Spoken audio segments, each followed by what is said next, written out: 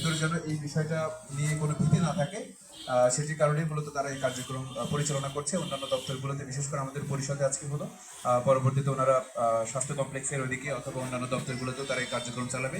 তো আমি fire service ও civil ডিফেন্সকে অনুরোধ করবো যে আমাদের বিভিন্ন রকম যে মহড়াগুলো হয় সেখানে যেন এই ফায়ার ড্রিলের যে কার্যক্রমগুলো আজকে দেখানো হয়েছে, বিশেষ করে আমরা সবসময় দেখি যে সিলিন্ডারের যে আগুন ধরলে পরে সেটা কিভাবে নির্বাপন করা যায়, এই ছোট ছোট বিষয়গুলো হাতে কলমে বাচ্চাদেরকে আমরা দেখিয়ে থাকি।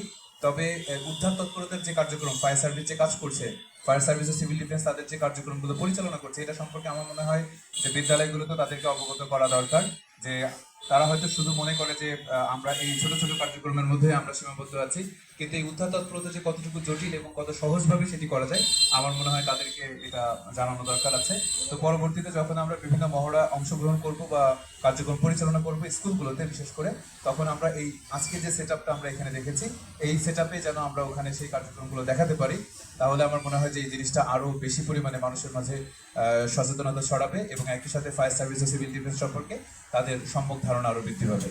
তো আমাদের আজকে যারা সহকর্মী এখানে উপস্থিত ছিলেন, আমি সবাইকে ধন্যবাদ জানাচ্ছি এবং পরিশেষে এমন চমৎকার একটি শিক্ষণীয় বিষয় আমাদের সামনে উপস্থাপন করার জন্য ফায়ার সার্ভিস ও সিভিল ডিফেন্স চন্দনাইশ টিমকে আমি অশেষ কৃতজ্ঞতা এবং ধন্যবাদ জানাতে চাই আমাদের উপজেলা পুলিশ প্রশাসনের পক্ষ থেকে।